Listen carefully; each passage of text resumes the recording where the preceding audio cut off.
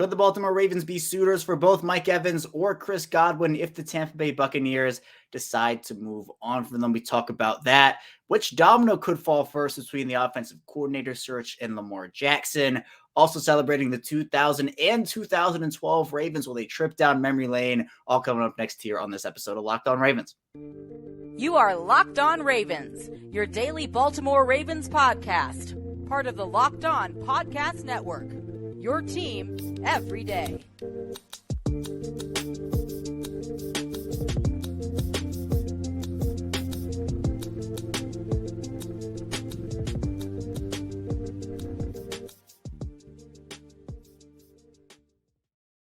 Welcome into another edition of the Locked On Ravens podcast, your daily Baltimore Ravens podcast. I'm your host, Kevin Ostrecker of Ravens Wire. Thank you so much for being here with us, tuning in, and making us your first listen of the day. We're free and available on all podcasting platforms. It also includes over on YouTube in video form. And today's episode of Locked On Ravens is brought to you by LinkedIn. LinkedIn Jobs helps you find the candidates you want to talk to faster. Post your job for free at linkedin.com/lockedon.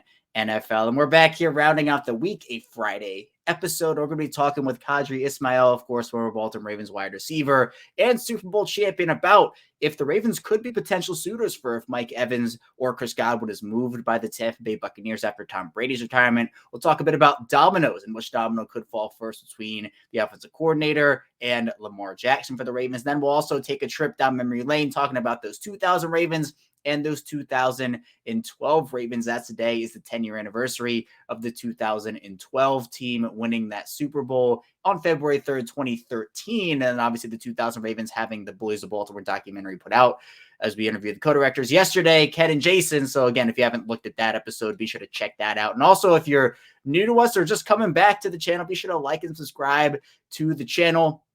Also turn notifications on in video form and also in audio form. Be sure to follow along Apple Podcasts, Google Podcasts, Spotify. We're here for you 5 days a week. Ravens news, analysis, updates. We have you covered even 5 days a week in the offseason. So let's dive into a bunch of conversation with Qadry Ismail. We are back here. It is a very special edition of Locked On Ravens, and here to talk with me about many things that happened both in 2000, 2012, and also these current day Ravens. Here today is former Baltimore Ravens wide receiver, Super Bowl champion, Qadry Ismail. And Q, there's a lot of discourse around this Ravens team, the offensive coordinator search and Lamar Jackson and everything that's going on. But now we have the Pro Bowl games going on. And then next week, obviously, the Super Bowl that unfortunately doesn't feature the Ravens, but should still be a pretty good matchup with Philadelphia and Kansas City.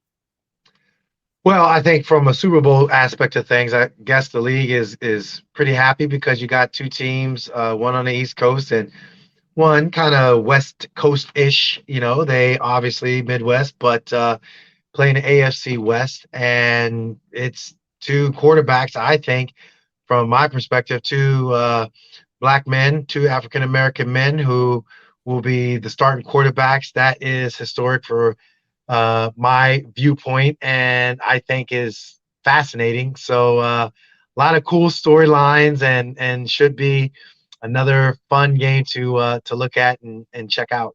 Man, speaking of Super Bowls, we will be talking about the 2000 Ravens and the 2012 Ravens in the final segment, so be sure to stay tuned for that conversation. But Q, first, in this first segment, I know, look, the wide receiver conversation, we've talked about it, you and I, so much over the course of our time together, and there's been, I think, more and more names beginning to surface as maybe guys who could be moved on from other teams. And obviously big news this week was the Tom Brady retirement and just what that means for Tampa Bay, what comes next for Tampa Bay. And so Tampa, in terms of what their salary cap is, they don't have a lot to work with. They are in very deep water salary cap wise, and that could maybe make them move on from a couple of veterans that I think have been very productive for them. And that could be the wide receiver position.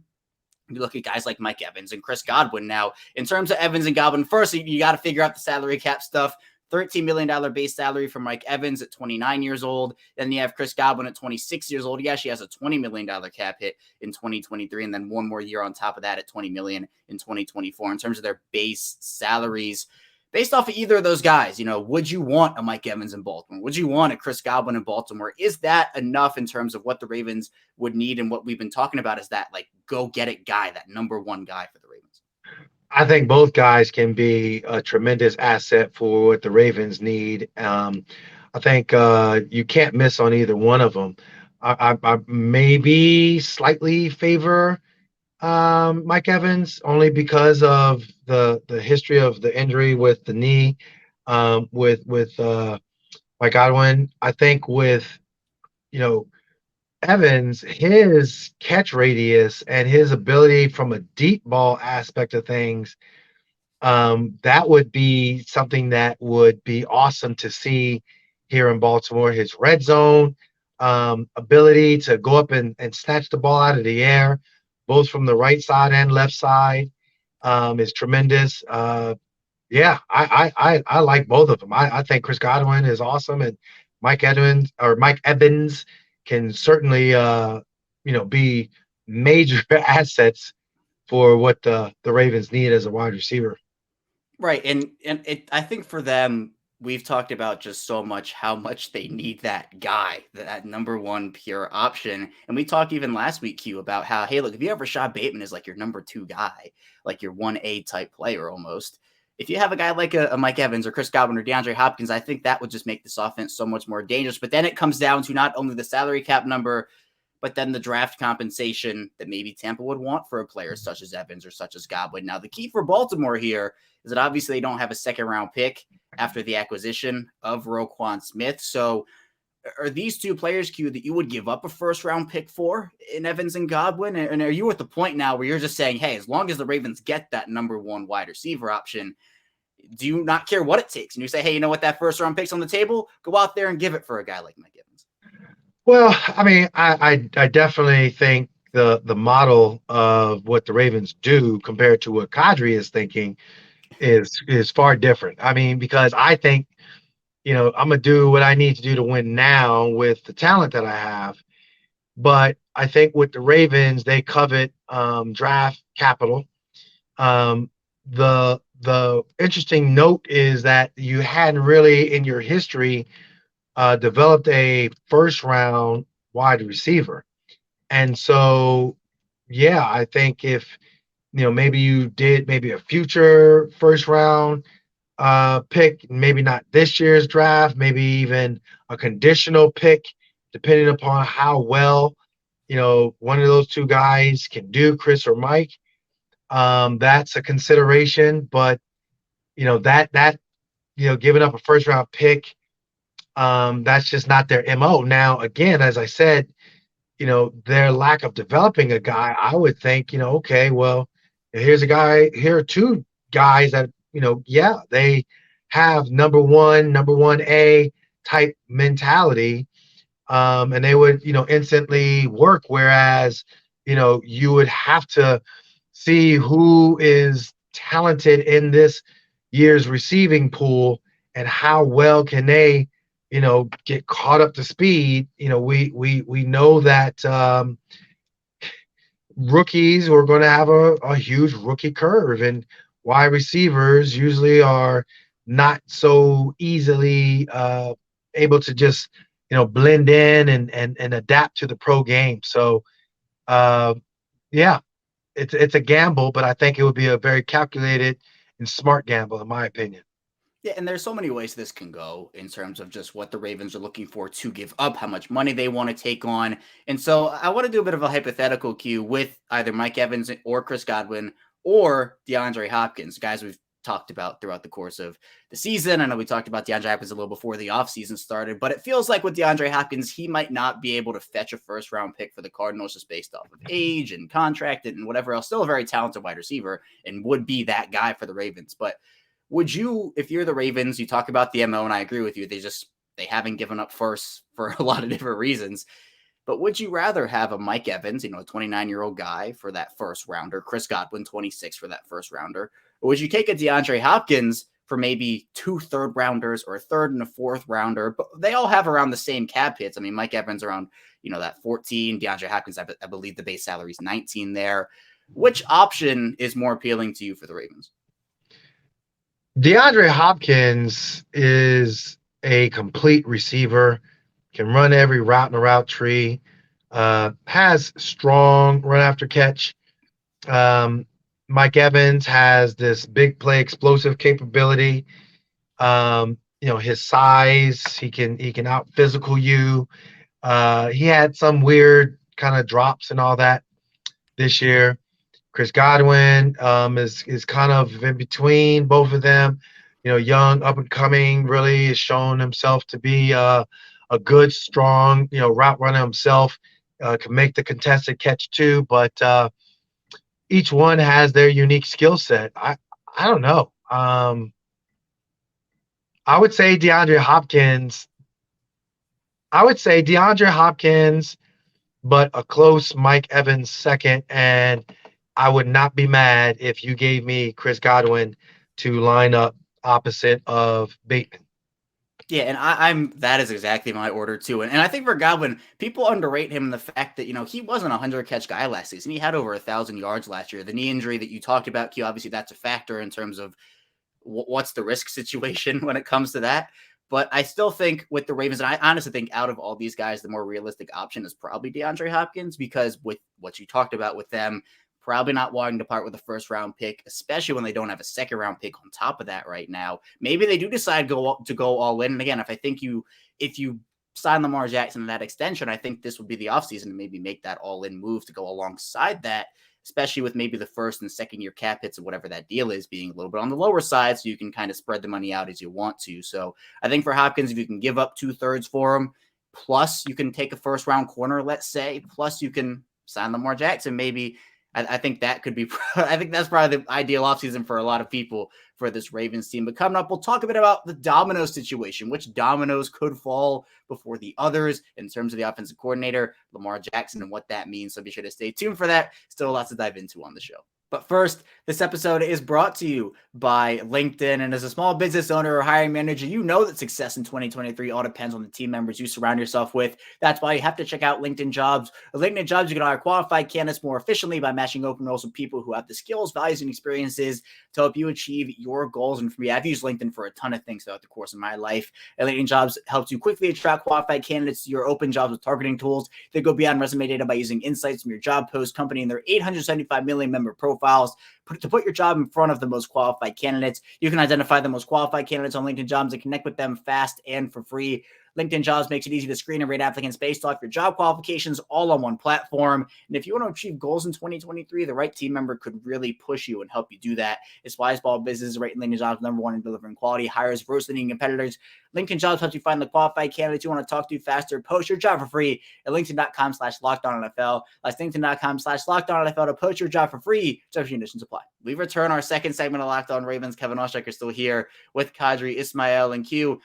All of the discourse surrounding the Ravens right now, it's either offensive coordinator, Lamar Jackson, or the wide receiver position. We covered the wide receiver position in the first segment, so we won't have to do that again in the second segment. But in terms of which could come first, either offensive coordinator or Lamar Jackson extension, I feel like both have implications on the other, especially with what we heard from John Harbaugh and Eric DeCosta at their end of season press conference, saying that, he's talked to Lamar about the offensive coordinator situation and what that could mean moving forward. But again, I think, if you're an offensive coordinator, this could be hinged to, hey, am I going to have Lamar Jackson, or am I going to have a rookie guy? Is there going to be a bridge quarterback there? For Lamar Jackson, it's what offensive system would I be coming back to if I do end up signing a deal with the Ravens? So Q, which domino do you, maybe just like a gut feeling, a hunch feeling, which one do you feel like could fall first, and which one do you think is more important to fall first for the Ravens? Either Lamar Jackson signing or the offensive coordinator? Yeah. Lamar Jackson. I mean, come on.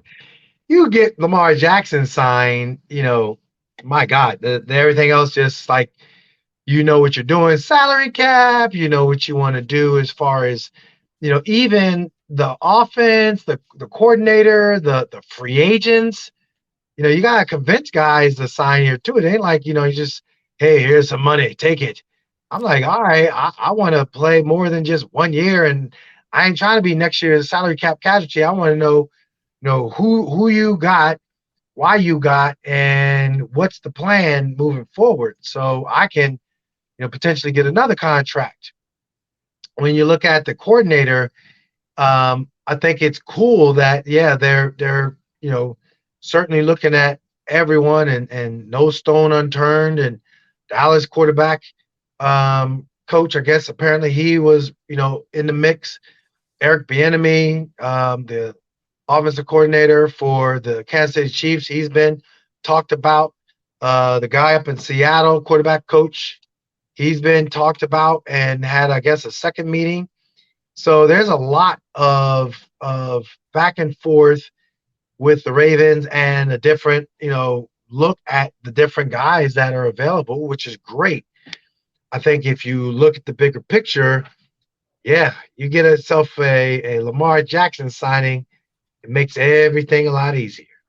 It does, and it all falls into place, especially salary cap wise. Where there's been all this conversation about the franchise tag and Lamar. We've talked about it here, the two of us, but the numbers came out. We now have some numbers to kind of work with.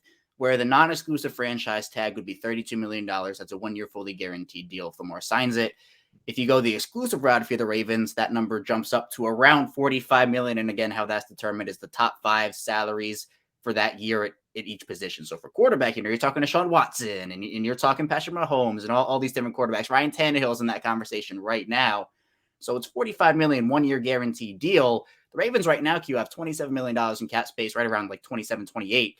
If you put on a $32 million fully guaranteed cap hit or a $45 million guaranteed cap hit, you can't spread that money out over the course of however many years because it's that 1-year fully guaranteed deal. So if Lamar gets let's just throw a number, 5 years, 250 out there, you can make that first year cap hit maybe 10 million, maybe 12 million, maybe 15 million, and then have room to do other things with wide receiver or with corner. So in terms of the actual franchise tag, Q, if Lamar signs it, obviously, I think it's a good thing he's back and playing with the Ravens. I think he's their most realistic shot right now to win. But in terms of salary cap wise, if you have to give all that money to him in terms of a 1-year fully guaranteed deal, how much would that hurt the Ravens' ability to do other stuff in the offseason? I think short term it might hurt. Obviously they're at 26 million or something, and so you're talking about getting that money prepared for Lamar. And so, yes, you're right. Parting ways with a Marcus Peters or restructuring contracts. You're going to restructure a contract, say the likes of a Justin Tucker might be okay, but, what are you going to do? Michael Pierce, we know had the torn bicep and pectoral issue. So are you going to release him or are you going to restructure him? Where do you have different guys in their plan or in your team plan? So that's an awful lot of decision making, but that's all a part of the job. And we know that this was coming. We know that Eric DeCosta talked about having a plan in action compared to what they didn't have with Joe Flacco.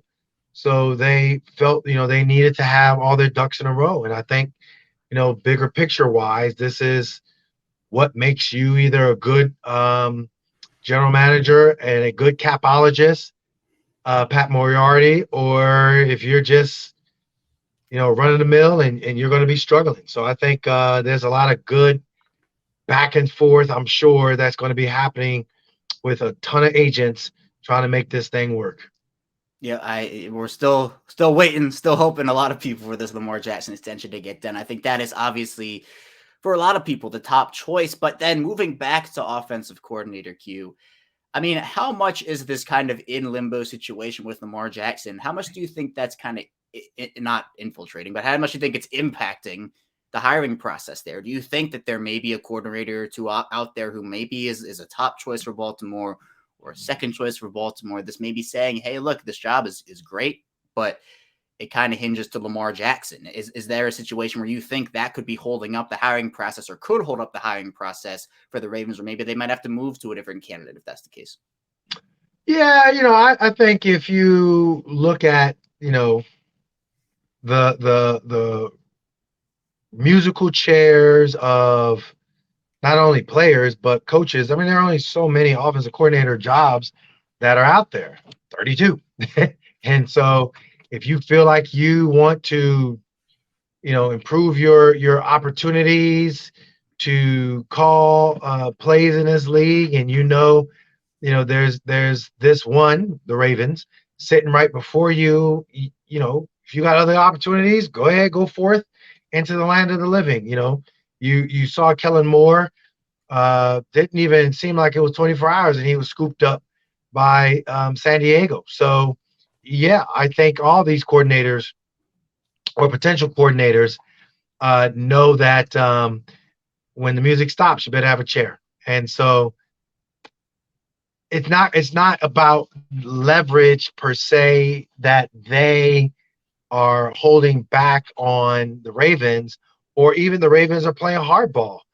But I think also at the same time, yeah, you know what? If I have an opportunity and you like me and I think this is a good fit for me and my style of offense, I'm doing it. I'm taking it.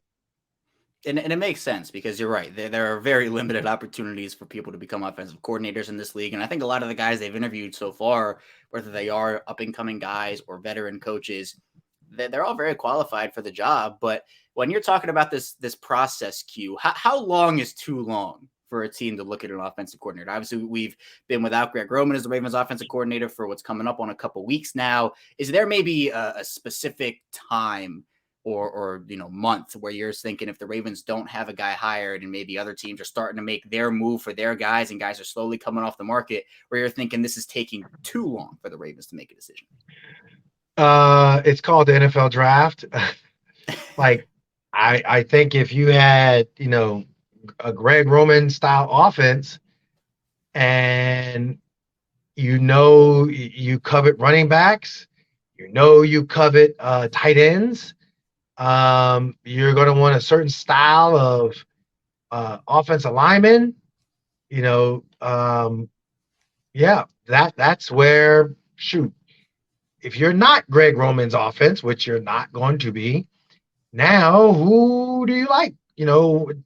Maybe the big receiver package is something that you like, or you like, you have an affinity for that small 5'11", just barely 6 foot guy, but he's a burner. You might like a guard that can, be more of a zone block scheme compared to a power blocking man type of technique. Those are things that you would want to have a coordinator, be able to talk to, the scouts, do his own scouting, do his own level of communicating as far as what he wants, so you can implement that in the draft to get the talent that's needed to win. Yeah, and these process it takes a different amount of time for every team. The Ravens I feel like are really making sure, because with the Don Martindale Mike McDonald transition, that did not take long whatsoever, and we know that firsthand, Q, because we recorded right before it happened. But at the same time, for this situation, it feels like, again, they're interviewing multiple candidates, internal, external. They're going to make sure they get the right guy here. So maybe if it takes a little longer than some of these teams, I know the Lamar Jackson situation also might complicate it a tiny bit. It's all stuff that kind of goes into one big thing. So we're just waiting for one domino to fall. Hopefully that domino is a Lamar Jackson extension. You're right. It feels like if that happens, it will just, everything else will fall into place. But coming up, we'll be taking a trip down memory lane, talking about those 2000 Ravens and those 2012 Ravens. So be sure to stay tuned. Still a lot to dive into here on Locked On Ravens. But first, this episode is brought to you by TurboTax. And go to TurboTax and don't do your taxes. Meet with an expert who'll do them for you. TurboTax expert can relieve you from the stress of taxes and file for you so you can do not taxes. Show your eyes things that are not taxes. Unpack a moving box of not taxes. Taste not taxes. Sing not taxes a lullaby. Hope not taxes sleeps through the night. Grab a saddle and ride not taxes into the sunset. Where TurboTax, an expert, will do your taxes from start to finish, ensuring your taxes are done right, guaranteed, so you can relax. It feels good to be done with your taxes, doesn't it? Come to TurboTax and don't do your taxes. Visit TurboTax.com to learn more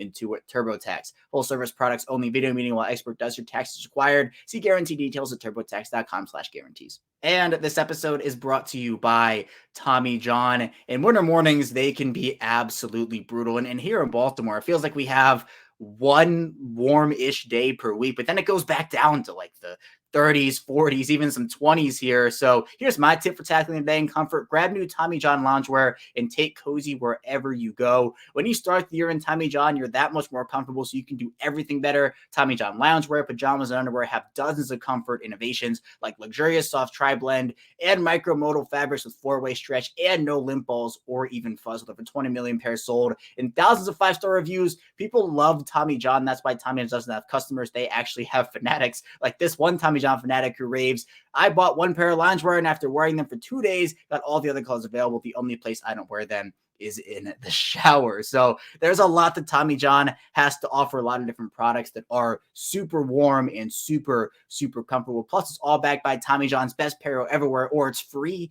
guarantee. And on top of all of that, all Tommy John loungewear is machine washable and dryer safe, because dealing with dry cleaning is no way to start the year. So be sure to get 20% off your first order at TommyJohn.com/lockedon. 20% off right now at TommyJohn.com/lockedon. See site for details.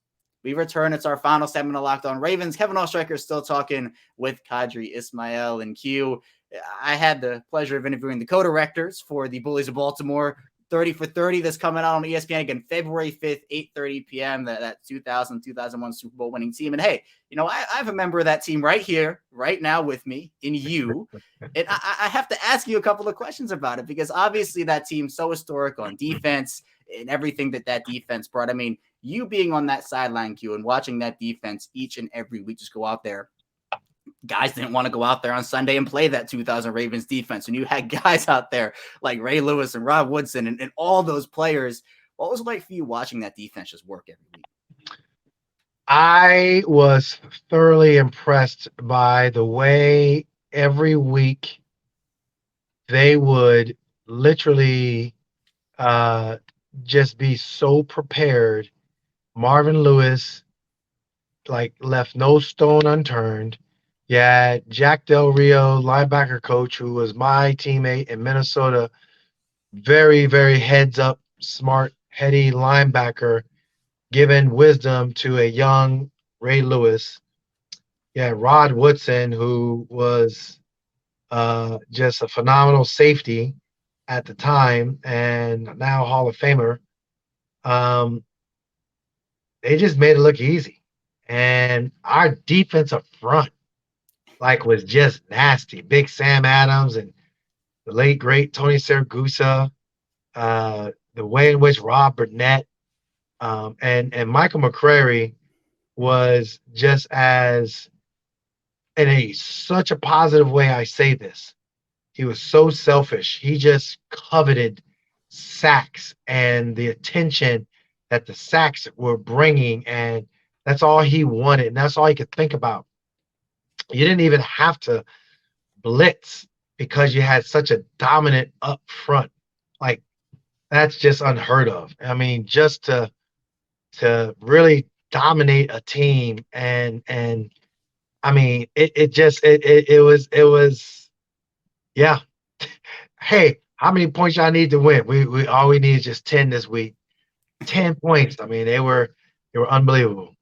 Yeah, and I mean, I know the offense you were a part of went through some ups and downs throughout the course of the season, but when it mattered, Q, 34 points in the Super Bowl is nothing to scoff at when you talk about you making plays in there, other guys making plays. Can you talk a bit about that playoff run and just how the intensity that it was? Because really, the defense, they were able to go out there and just shut teams out, but you got to do it on both sides, and the offense did their job when it came down to it, even if you didn't need a ton of points every week. Yeah, they did. They did what needed to be done. Obviously, Brian Billick and what Matt Cavanaugh, as our offensive coordinator, did as far as the adjustments and things that they had to do, to help the team kind of find itself. Tony Banks started off as the quarterback, and we really thought, he's going to be 4,000-yard passer and, at minimum 28 TDs, turn into a Trent Dilfer benching. Trent Dilfer comes up, and Trent takes the reins. And I think, Tony Banks, he was a professional about it, and, he didn't really, complain, just obviously did his job. He was disappointed, I'm sure. But then at the same time with Trent, he had to find his way, make it his team, which he did. It became a inside the throwing lanes to the tight ends, then out to myself, Brandon Stokely. At times, you would see guys making plays. You would also have tremendous special teams and Jermaine Lewis, who is just a playmaker unto himself. So ultimately, that year was a challenging year in so many ways for our offense. And for me personally, arguably one of my toughest years because I was dealing with a grade 2 MCL sprain all year long. But at the end of the day, we were world champions, and hey, the legacy was established. Yep, that's at the end of the day exactly what matters. But you kind of mentioned how tough of a year it was for you. Can you kind of take everybody through your experience throughout the entire course of the season? Any stories that you have from that year, and just what those memories are for you now looking back on it. I mean, I got so many stories. Goodness, you can ask me, and I'll tee up the crazy thing. One of the stories that I think really helped us be more like, okay, this is Trent's team. We're playing Tennessee at Tennessee. Tennessee has not lost a game. And in Adelphia Coliseum we go. It was the Lions Den. That team was as just stacked with talent as it got. Their crowd, it arguably would go toe to toe with any stadium in the league and even in league history. You can talk about the Chiefs today, or you could talk about the Saints when they had Drew Brees and going on their run, but there was no place louder, in my opinion, than what it was at Adelphia Coliseum in the Tennessee Titans. And Trent, we call Seattle, which was all slants, double slants, and Trent throws a pick, turned into a pick six, and the crowd literally erupts. And we, of course, get the kickoff, take it back out there. We go out to the field. You cannot hear. And I'm like, oh my goodness, this is crazy. And Trent's like, guys, bring it in. Hey, listen, I know I messed up. That's okay. We're going to take the ball down the field and we're going to score. And you're like, all right, we're going to score. And sure enough, we're going down the field. I think Greg Williams was their defensive coordinator. And literally he's been calling it. He's similar to the modern day Wink Martindale, calling all out blitzes, zero blitzes. He called it zero blitz. And I was like, I took off. I was like, yeah, I'm about to get the ball. The go-to receiver. This is me. Sure enough, I look up. Trent throws the ball to me, and the safety, like, literally was sitting there. I was like, bruh, if you don't get out of my way, it's either going to be pass interference or I'm going to catch a touchdown. What would you like to do? Sure enough, I'm going up. Pow, pow, pow. He hits me. Boom. Pass interference. We get it at the 1 yard line. We call quick sprint right 19. Patrick Johnson, quick sprint right, boom, goes into the flat, catches the touchdown, quick sprint right 19, and we win the game. And who is my famous, I guess, quote that was made it to NFL Films? Who's the only team to beat the Tennessee Titans in Adelphia Coliseum? And then I'm looking around, and of course, got my Ravens helmet with the logo on it. I'm pointing to the logo, saying, well, if you picked the Baltimore Ravens, you were right. That quote and some other quotes were put up on the big screen at Adelphia Coliseum in the playoffs. And the crowd and the energy, and like, obviously it didn't happen, thank goodness, but you thought literally people were going to run out of the stands and try to fight us. And it was that kind of just unbelievable pregame hatred, intensity. Like, people think the Steeler Ravens rivalry was all that. Not that I'm downplaying it, but it was nothing compared to the Titans and the Ravens rivalry. Nothing. And so that playoff game was epic. And to shut them up, Ray Lewis with the interception off of Eddie George, and Steve McNair and him running in the whole 9 yards. Anthony Mitchell with a block doggone field goal. I mean, who blocks a field goal and scores a touchdown? Like, who does that? So I can keep going, but pretty much it was an amazing, special year that you talk about going into Oakland. Tony Saragusa. I'm going to be at Jimmy's Famous Seafood for the watch party that they're going to have, and I'm going to wear my teammate's jersey. Um, ha, ha, yeah, he he was just one of a kind, and um, yeah, it's just hard to believe that he's not here, but I'm gonna wear his jersey, and I'm gonna sit there, and I'm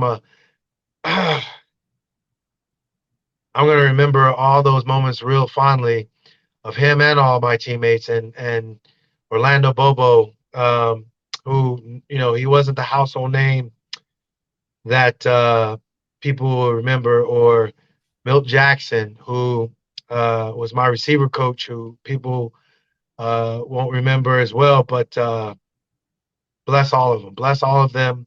Chuck Evans, who was Pat Ricard before Pat Ricard even knew what was what with football as a fullback. But yeah, man, just blessed times, blessed memories, and was really grateful, very, very grateful to be a Baltimore Raven then and to live that legacy. Yeah, and I'm so happy that the team was able to get this documentary, get this film, and kind of have everything put into this special that really encapsulates everything. I mean, you talk about, like, if you want to put words on that year, I think intensity is one of them. Personality, the team that you're on, so much personality throughout the entire 1 to 53, everybody, and I think Tony's number one on that list in terms of the personality he had. But it's not just the 2000 Ravens that you have to talk about today. It's also those 2012 Baltimore Ravens. This is actually today, February 3rd, the 10-year anniversary of that Super Bowl win. Obviously, Joe Flacco went and did his thing, 11 touchdowns, no interceptions. So I want to end this episode by talking about that team, Q, and just what you remember from a playoff run where they had to beat the Colts at home, then go into Denver and beat that Peyton Manning-led team, then go into Foxborough and beat that team, and then beat those Jim Harbaugh and Greg Roman-led 49ers in New Orleans in the Super Bowl. Yeah, I think being a part of that broadcast team was just unbelievable. That was as magic of a ride as there ever been for me in my professional broadcast career. I mean, the way in which that team just, they didn't look like they were going to win anything towards the end of the year. Like, it looked like it was terrible. I think they won 2 out of their last 5 games or something. And I think I remember Art Jones said Ed Reed came up to him and simply said, "Hey, man, we need more from you." And from that point forward, you saw just a different Art Jones. Jamil McClain, after they lost, I think, was it Denver they lost to or something at home or something? They got whooped up on. Not Denver. Who was it? They lost somebody towards the end of the year. And, I was in the facility about to film a show. And he goes, "You know what? I think we can win a Super Bowl. I think we're going to get into the playoffs. All we got to do is just get in. Once we're in, I think we can win the Super Bowl." And I was like, "Jamil, man, bro, you guys like really struggling." They whooped up on Eli Manning. And he's like, he came over to me when I was in post game. He's like, "I told you, watch." So from that point forward, what we saw was just a team that was just determined. They might not have had the crazy, weird swagger that the 2000 team did, but they had some horses, and they had a team that just had an unrelenting resolve to finish. And by the time they got to Foxborough, my goodness, man, that was unbelievable. I mean, I thoroughly, if there was a game that I said I just thoroughly loved the fact that you're beating up on a team, it was that Foxborough game. at Fox. I'm so glad it wasn't a home game.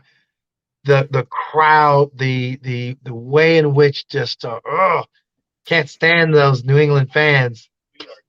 But I'm telling you right now, mentally, like I'm literally sitting there and saying to myself, like, if they win, and sure enough, as that clock struck zero, and all those Raven fans that descended onto Foxborough, like they were just like as raucous and literally they came over to our radio booth. We're doing our post game show, and they're still in the stadium, and of course now say you got the sore losers of the home team. Um, Ushers, they're all like salty, and we gotta get the security, we gotta get the stadium police, and I'm like, oh, whatever. So anyway, it was an unreal, magical ride, best broadcasting experience ever. Love me some Beyonce. I can say I went to 3 Beyonce concerts, and that was one of them. And the lights went out, and had arguably one of my best broadcast under extreme conditions ever on a phone. We were doing it on a cell phone, and we just making it work. It really was such a. I mean, to have Ray Lewis go out the way that he did after announcing it would be his last ride, to send him out on top. And I was at that Beyonce concert too, Q. I was in the stands. I had the little ring light they gave everybody, and you got 1-2 with the single lady stuff, everything. But just the way that team fought that whole playoff run, and the end of that year was not great for them regular season wise.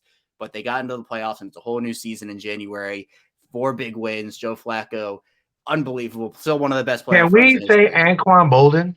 That is, Like, I know Joe did his thing, yeah, and I know Dennis Pitta might have done his thing too. But we ain't going anywhere if it wasn't for Anquan Bolden.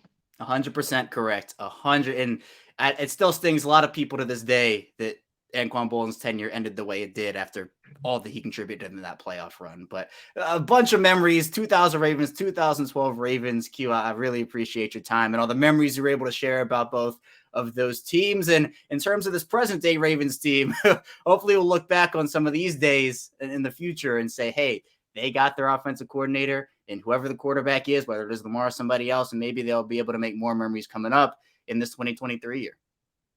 Yeah, I think honestly, this is a year that when they feel they got a good team. Every year is a new challenging year.